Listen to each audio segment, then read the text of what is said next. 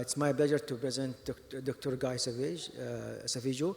He is a principal investigator of laboratory for stem cell epigenetic at the Institute of Research in Immunology and Cancer, University of Montreal. He is also practicing hematologist at Maisonneuve Rosemont Hospital within the hematopoietic stem cell transplant program, and he is a co-founder and chief scientific officer for two Canadian biotechnical companies focusing on the stem cell expansion and rejuvenation. He is leading a program that identified previously unrecognized mutation and developing of new therapeutic strategies, predictive biomarker of the drug response, and molecular tools that contribute to personalized treatment for approach AML. Dr. Sauvageau will going to present the use of expanded cord in patients with high-risk malignancies. Good morning, everyone. Can you hear me well? Yeah, clear. Okay. So I will share my presentation. So I wish I was with you guys being in the cold Montreal this morning. So can you see my presentation? I guess not.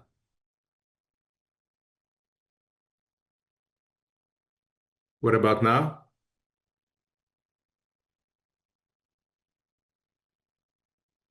You see the presentation? Okay, so today I'm going to give you some of our recent data on the expanded cord blood grafts with the UM171 molecule. Much of this was recently presented at the EBMT, as you know, in Madrid last March. So I want to introduce to you the important notion of young balanced HSCs versus old myeloid HSCs, which I think are truly the next frontier in stem cell transplant. So when we talk balanced HSCs, I think we talk about the ideal cells. They provide maximal lymphoid output.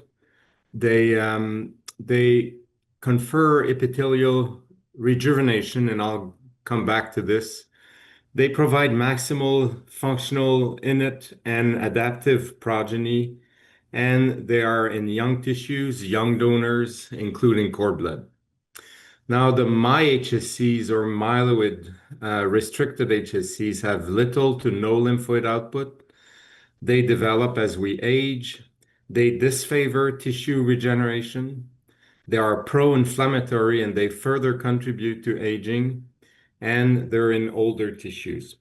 So a notion which is not very well known, but quite well accepted in basic science now, is the notion that the balanced HSCs provide good lymphoid progeny, which include these innate lymphoid cells, in particular the type 2 and the type 3s, which are tissue lymphoid cells with no T cell receptors. They're like NK-like, and these cells are extremely important for producing key growth factors for several tissues, notably the gut, the thymus, the skin. And in absence of these ILC3s, you actually get failure of these epithelial cell rejuvenation. So in some ways, our young HSCs contribute to aging or to prevent aging of our epithelial tissues and repair. Now, the MyHSCs, they lack this lymphoid development potential and they disfavor regeneration, leading to tissue compromise. Now, HSCs are prone to several other problems besides the myeloid bias. They're bad in DNA repair. They lead to clonal hematopoiesis and inflammation, and they have reduced renewal capacity and exhaustion. Now, this cartoon that I made tried to summarize this. So as we age in vivo, or if we accelerate aging by transplanting cells in patients or giving them chemotherapy, they become, of course, MyHSCs.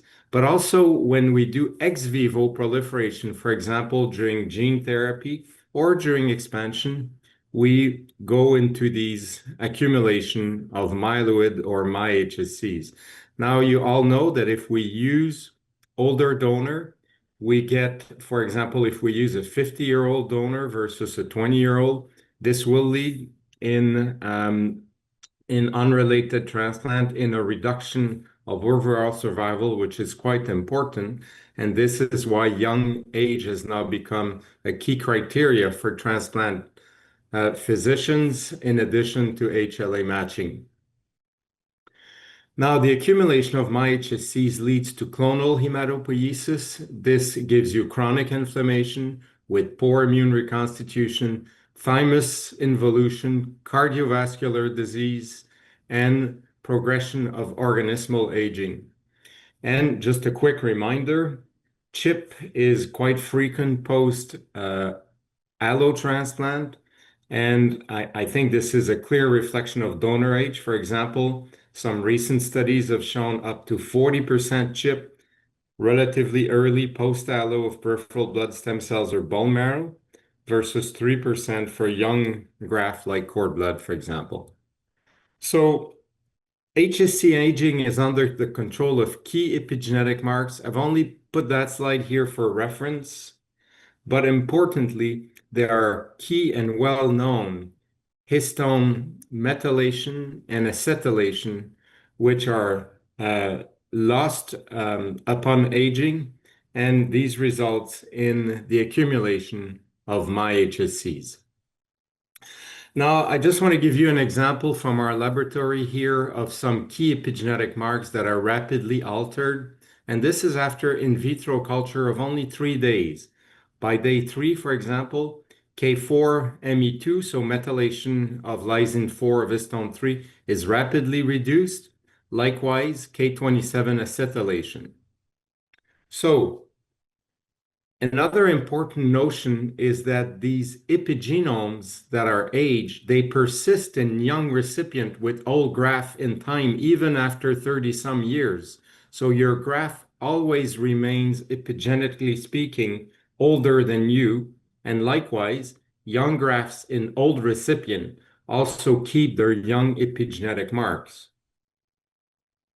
So the question then becomes, how do we transplant the youngest cells? And one possibility is to use cord blood, because cord blood has a lot of balanced HSCs. But as you know, and as you well know, it's associated with very important issues. So low cell dose leads to delay engraftment and high non-relapse mortality. Low cell dose leads to graft failure, and low cell dose negatively affects HLA matching, which on its own increases NRM in cord blood transplantation. However, cord blood has numerous benefits, most likely because it has an important number of balanced HSCs. It appears to be the most potent graft in very high-risk disease. There's now numerous papers in the last 2 years showing that cord blood transplant has the lowest rate of relapse in high-risk and very high-risk disease. It's got extremely low incidence of chronic graft versus host disease. The cord are rapidly available, and they have low risk of viral transmission. So the question then becomes, if expansion could fix the low cell dose, how do we make sure that we don't shift the cells from a balanced statute to a MY-restricted statute? And so therefore, we thought that we need to understand the mechanisms that prevent the development of myeloid-restricted HSCs. My lab and many different labs over the last 30 years have focused on a lot of prospects for this, and we have identified about 14 years ago and developed a small molecule called UM171, which appears to have these properties. So this is the optimized molecule, which specifically focuses the most primitive cells using in vivo experiments. And if, for example, I go back to these epigenetic changes that you rapidly see in a 3-day culture without the molecule, when you introduce UM171, you in fact correct these epigenetic marks both on the methylation and the acetylation. So we also learned that when we take CD34 positive cells, this is single cell sequencing, the red dots represent the HSCs of the stem cells. If we look at them with a 7-day treatment of UM171, you get a massive expansion, but you also get expansion in blue, quite important, of common lymphoid progenitors, LMPPs, but you also get other cell types, such as a very important set of mast cell precursors and dendritic cell precursors. So these are not normal grafts that we're providing to the patient. And these grafts, we call them rejuvenated because they have a huge increase in the content of functional T cell precursors, leading to thymus rejuvenation using human cells into NSG mice. Now, not only do these grafts provide better T cell recuperation and regeneration in vivo, as you will see, but they also have an important number of CD34 plus, CD86 plus cells that behave exactly like NK cells. They're killer. And if you sequence them, you see that they have an enhanced cytolytic score. So you actually give these patients about 1 to 2 million cell per kilo of these killer cells when you transplant them. And importantly, we also see in mice, this is mice reconstituted with UM171 treated cells, human cells, you see an important accumulation of mast cells in their tissue following transplantation in the spleen, the liver, and even in the peritoneum. And that's quite substantial. And as we know, mast cells are important preventers of gut graft versus host disease. So how does the molecule work? Well, it took us about 10 years to realize that this is a molecular glue degrader between a new E3 ligase complex with the adapter called KBTBD4. So it works a little bit like thalidomide, if you want, as a molecular glue, and this CoRES complex, which is composed of two important chromatin-modifying enzymes, HDAC1 and LSD1. And actually, when you treat cells, CD34 cells, with this molecule, you get a rapid degradation of this epigenetic complex. And this explains in part why we see the correction of the epigenetic marks. We also recently published in Blood that this complex is also degrading c-MYC and especially chromatin-bound c-MYC with important impact, as you'll see on this slide. So these are actually, each of these dots represent mouse that are reconstituted with human cells treated for 7 days ex vivo with UM171. And this is the impact of the treatment. So DMSO treated, UM171 treated. Now, if you put a non-degradable form of MYC, which is called MYC-P58A, into these cells, in the absence of UM171, it doesn't make a huge difference. But in the presence of UM171, you lose the impact of the molecule. So you need to have degradation of the molecule. But most importantly, not only do you lose the impact of the molecule and you're back to standard level, but on top of this, shown here in red bars, this is human reconstitution of myeloid cells, and the blue bars are human reconstitution of lymphoid cells. And essentially, now by making a non-degradable MYC, you prevent UM171 from giving you these happy, balanced HSCs, and they all become unhappy MyHSCs. Now, let me leave the theoretical work and come into clinical trials. So we've now transplanted more than 125 patients over the last 10 years with these grafts. And I will show you two important clinical trials. One is our phase 1/2 for patients that lack an adequate donor. And the other one is our phase 2 called 002004 that were just terminated a few weeks ago.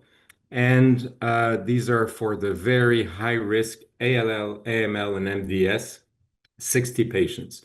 So how do we do these transplants? We take a cord, we ship it to Montreal, we separate the CD34 cells from the T cells, we freeze the T cells, and we introduce a UM171 molecule for 7 days. and then we wash off the molecule and the cytokines, and we freeze the bag, and then we ship it to the transplant center. So the transplant center gets two series of bag, the T cells and the expanded CD34 cells. So it's a single cord transplant. It's a 7-day expansion procedure. Now, the first trial was done here in Canada under the leadership of Dr. Sandra Cohen at our center, Maisonneuve-Rosemont, and it was published in Lancet Hematology. It was for patients lacking an HLA identical donor recruited between 16 and 18. And the primary endpoint were mostly feasibility, safety, but we wanted to find out what is the smallest cord blood that will achieve prompt engraftment with this technology. So the goal was to lower the non-relapse mortality associated with cord blood transplant by shortening neutropenia and by HLA matching these cords better to the patients while maintaining the advantage. We wanted to make sure that we maintain the advantage of cord blood transplants, namely low relapse and low rate of chronic graft-versus-host disease. Of course, we were a bit worried because of what I've shown you before, that graft-versus-host disease might be enhanced. So these were relatively high-risk disease patients. So 23% had undergone a previous transplant, 18% in CR2, 14%, 3 patients in active disease at the time of transplant. Now, importantly, because we could use small grafts, because we can expand them, 80% of the patients had 6 out of 8, whereas normally 80% of our patients using a standard size cord are transplanted with 5 out of 8. We transplanted 22 patients with single cord in this phase 1. Median time to 100 neutrophil was 9 days, 518 days. Our non-relapse mortality at more than 5 years was 4.5% in this trial.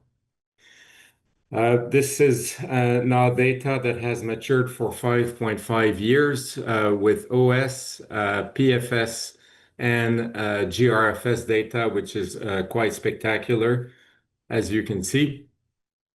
In these patients, they were rapid lymphoid, so almost 100% lymphoid reconstitution and myeloid reconstitution by day 14. They were giving high CD4 cell counts of 200 by 3 months. And importantly, when you compare these to standard transplants, in this case, it's our MUD-ATG in Canada, they were doing better than our standard MUD. Now, because of this fast neutrophil and monocyte recovery, we had very low rate of febrile neutropenia with many patients not developing fever at all during these transplants. This is compared to our control cord blood transplant in our center during the same period of time, to bone marrow and to mobilize transplant. And as a result, we had a strong reduction in the incidence of severe bacterial early, but also viral infections late. Most interestingly, we had very high initial NK cell counts compared to standard cord transplant. But when we look at the T cell repertoire diversity, the TCR repertoire diversity, in early post-transplant, in blue, it was less than our standard cord, probably because we use smaller cord, and at that time, the T cell immunity comes from the unexpanded fraction. But as early as 6 months and 12 months post-transplant, we had a strong and significant increase in T cell repertoire diversity, very likely because we do not compromise the balanced HSCs, quite the contrary. We appear to expand them and give them better lymphoid output. Now, this is a scatter plot. Each dot represents a cord blood in a Canadian cord blood bank. And what you can see in blue is the 4% of these cords that would be available for a 70-kilo adult patient here in Canada and in the US under the current criteria. Now, because we use expanded cord, and we demonstrated in this first study that we can use 54% of the cord in a bank, and therefore we switch the profile of matching of 5 out of 8 to 6 out of 8. And right there, we think this contributes to the reduction in non-relapse mortality. So we conducted a CIBMTR and a EBMT match pair analysis that was published a couple of years ago, and basically compared to cord blood, looking at non-relapse mortality. In blue is the control, and in red is the UM171. This was significant. And for match unrelated, it had a trend for significance in non-relapse mortality. Okay. Now, we saw very similar results with the EBMT trial. So what we concluded from this first trial for patients who we felt lack an HLA identical donor is that we have access to smaller, better HLA matched cord. These graphs seems to be safe with low transplant-related mortality. We've significantly reduced complications associated with cord blood transplant. We preserve the benefits of cord blood transplant, namely low chronic graft versus low disease. And what was very interesting and aligned with the fact that we seem to have low recurrence in high-risk patients is that we appear to have cured some very high-risk patients in this first trial, including a couple of guys that had refractory T-ALL that were essentially rescued. So because of this, and because of these safety results, we wondered if this was potentially a perfect graph for people that are at very high risk acute leukemia and myelodysplasia. So before going to my last few slides on this phase 2 trials, we just got a few months ago a conditional approval in Europe for patients that lack a suitable, readily available donor. Typical case, for example, is unacceptable health status of a donor in the case of an urgent transplant, high titer HLA antibodies against the donor, inability to identify a cord blood of appropriate size. And I just wanted to highlight this for you guys. Now, moving to my last couple of slides on the results of a phase 2, one in Canada, 002, and one in the US and part of Europe, 004. Now we're moving to these very high-risk patients. 60 patients in total, and primary endpoint was relapse-free survival at 1 and 2 years, and non-relapse mortality. This time, we were willing to accept higher non-relapse mortality because, as you know, these patients, whether they're P53 AML or second allo early relapse, they come infected into transplant.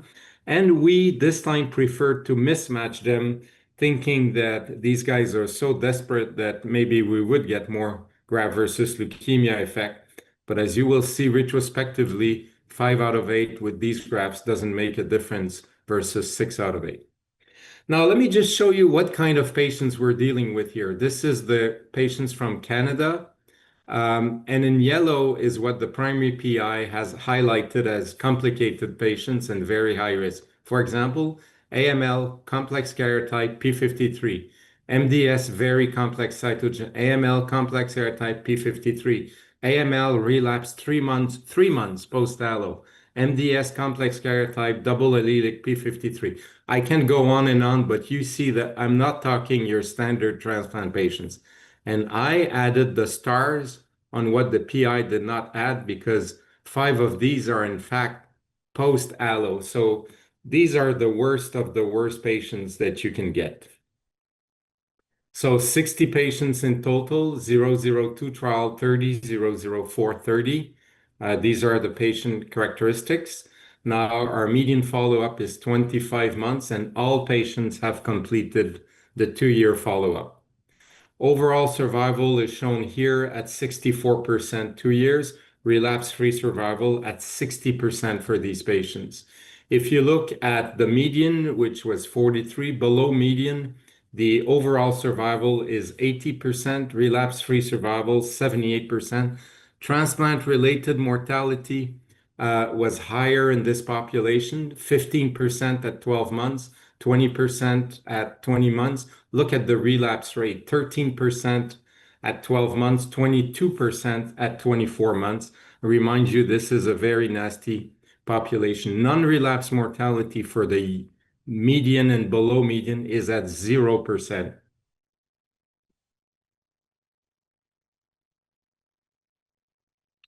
Okay. Now we wonder what does affect non-relapse mortality. Essentially, there was nothing significant, but there was a trend for prior transplant and being at CR at transplant, nothing spectacular. What factor appears to be affecting relapse? There we had a significant factor, and it was the presence of T-cell chimerism at day 14. Below 95%, in red, these are those that relapse, and if there's a couple of papers in standard transplant that also suggest that this is a risk, and that's the best we could see with this. And aligned with this, if they had acute graft versus host disease, there was a trend for protecting against relapse. So acute graft versus host disease grade 3 to 4 was at 20%. All of these patients respond extremely well to glucocorticoids, and chronic graft versus host disease, moderate to severe, was in the range of 7% at 24 months. So in summary, what we can say is that UM171 expansion readily identifies the poor quality grafts. About 2 or 3% of the cord will not expand, and they usually have key issues, so you don't transplant these. It allows for transplantation of smaller, better HLA match cord. We have nearly 100% platelet and neutrophil engraftment, low frequency of severe viral and bacterial infection. NRM and GVHD is very low, especially for the 6 out of 8. Relapse rate is low in these high-risk disease, and clinically significant GVHD is minimal. So again, first indication for approval was this, what we call the donorless. So, and you guys will actually have access to this, I hope, shortly for patients lacking a suitable, readily available donor. And we're currently working hard with the FDA to bring this into a phase 3, but into early approval for the high-risk patients. Phase 3 design is shown here, but my time is running. Essentially, there's going to be 100 patients per arm. We hope to open the phase 3 soon in Canada and in US and in Europe. And I would like to conclude that the UM171 molecule, through the mechanism of action that I showed you, amplifies balanced HSCs and leads to their rejuvenation. It generates safe and effective transplants, especially for these high-risk patients.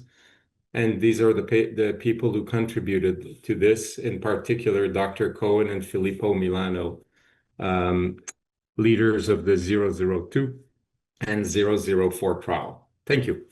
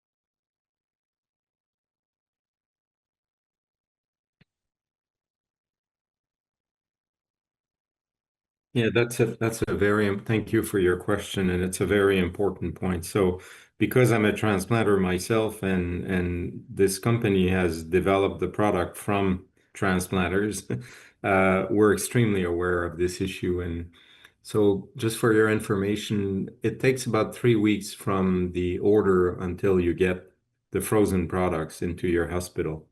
We've delivered this in US, in Europe. Um, and it's it's relatively straightforward. We actually did our first commercial patient this week in Germany. So the product, we know that selecting cord is not easy. So because of this, we help the clinicians to select their cord. We've developed expertise, obviously, in selecting appropriate cords from appropriate banks. We take care of shipping the cord here and shipping it back to the transplant center. So your question is at the very center of what we do. We also help the clinicians manage these patients initially. So we offer them, one of us is on call to help them. And I honestly don't expect any issues there. Dr. Said? I have a question. Thanks a lot for your presentation. My question regarding this platform, the UM171, is this disease specific? So it did work for patients with heme malignancy, maintaining the durable GVL effect and enhance the immune reconstitution post this expanded cord blood. What about other non-malignant conditions like immune deficiency, a metabolic disorder? Should we change the platform or any other thoughts? Thank you for your question. So obviously, we've aimed for the very high-risk patients initially because we felt it was an important need, and we wanted to see long-term effects of these grafts before moving into benign disease. So the first trial has now a median follow-up of more than 8 years, and we've never seen, secondary neoplasia. We've never seen secondary aplasia or loss of the graft. And by the way, for these patients who have relapsed, when we give them chemo, they behave as if they were never transplanted. So their counts recuperate very robustly. So we've done only one aplastic anemia patient who had no donor, and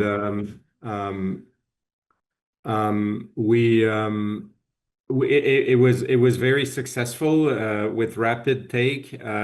We also did a trial in multiple myeloma. Believe it or not, one of our transplant physician here in Canada does allos for multiple myeloma with very good success.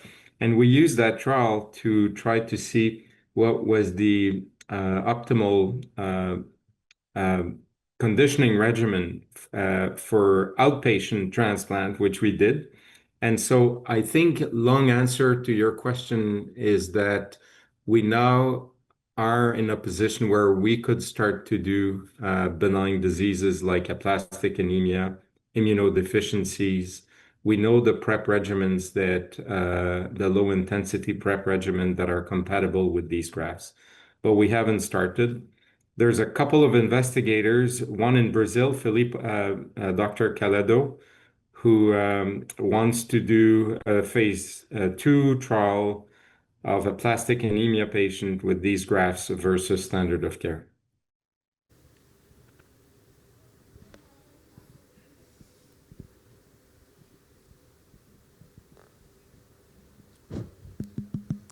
Hi. I have a question related to the homing mechanism of the cells after manipulation with different molecules, especially those who may manipulate the differentiation amongst the myeloid versus the lymphoid ones. Referring back to the studies by Tanya Papayanopoulos from Seattle and Catherine Verfay from the University of Minnesota before leaving the States, it was clear that many of the stem cells, the steady-state bone marrow, versus mobilized stem cells versus cord blood may have different expressions of cytoadhesion molecules and that may actually direct their homing percentage and sites to different areas. Do you think your molecule may also affect the homing mechanism? That's why preserving some of these cells so that they can home directly to the bone marrow instead of going to home first to the MPS or the monocytic phagocytic system before they go back again to the bone marrow, or there is only direct effects on the epigenomic phenomenon? That's a very important question, and thank you for asking.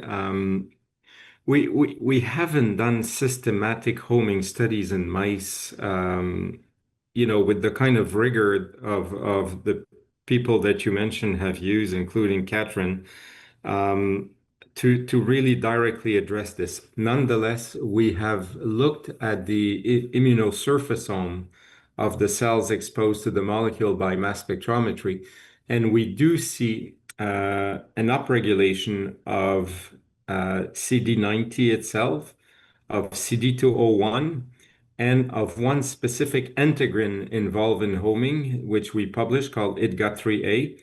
And however, we haven't functionally assessed the importance of these guys in homing per se, but when we downregulate their expression by genetic means, we do see a compromise in these graphs. So it wouldn't surprise me that, there is something additional about homing. I went fast, but you also saw that at least in mice, I can't do this in human for obvious reasons, but at least in mice, we do see homing of these mast cells into solid organs, including the liver, which is quite impressive and surprising, actually. And I don't know for how long it lasts in mice, but we've looked at it in the early phase post-transplant, and it's quite spectacular. Thanks a lot, Dr. Sauvageau.